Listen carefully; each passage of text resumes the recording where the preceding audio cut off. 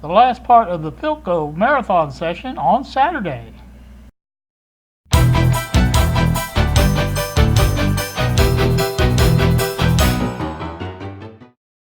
Right, back with you again. It is 8:25 now in the evening.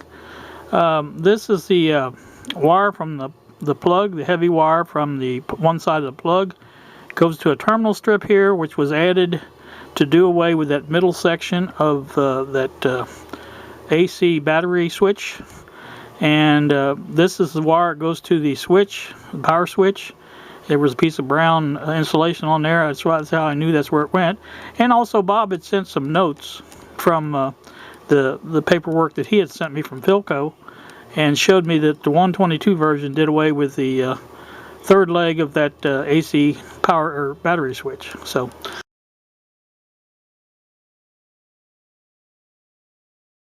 and that's how they did it. They just put the one leg of the and I'll show it on the what do you call it, on the schematic, but one leg of the plug goes there and the other one goes to the power switch, and that's wired in and soldered and everything is good there. So I'm going to put that out of the way a little bit.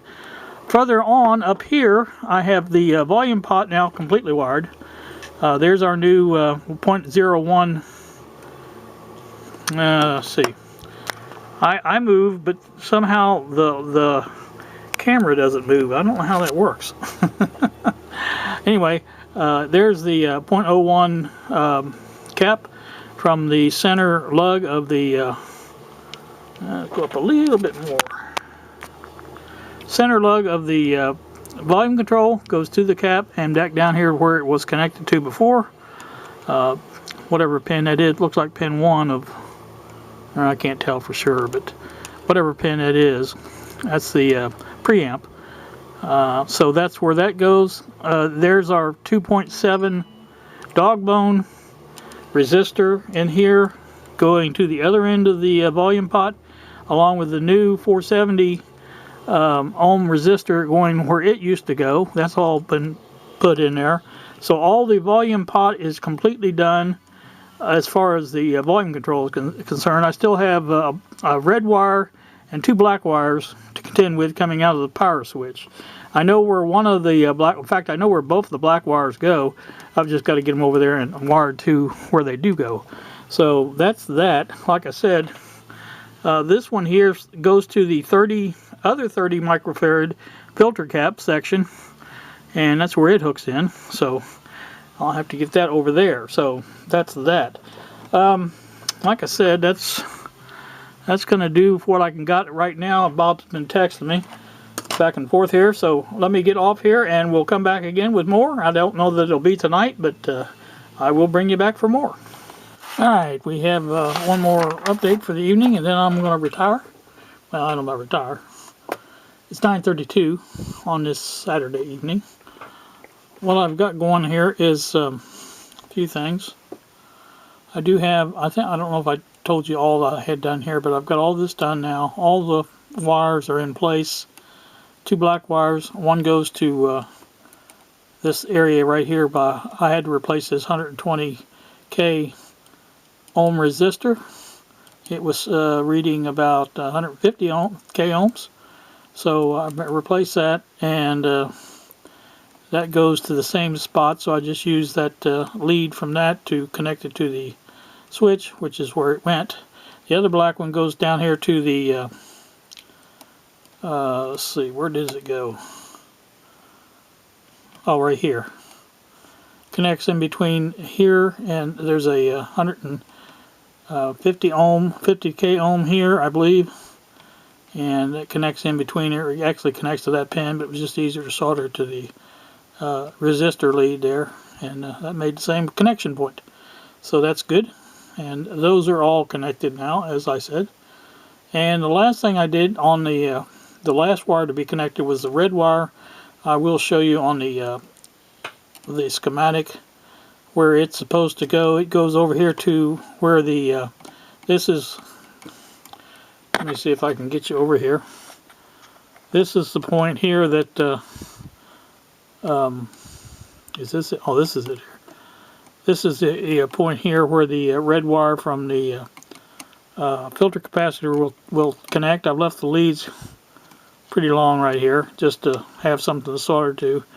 There's the orange from the filter cap and all that stuff. I did check this, what is it?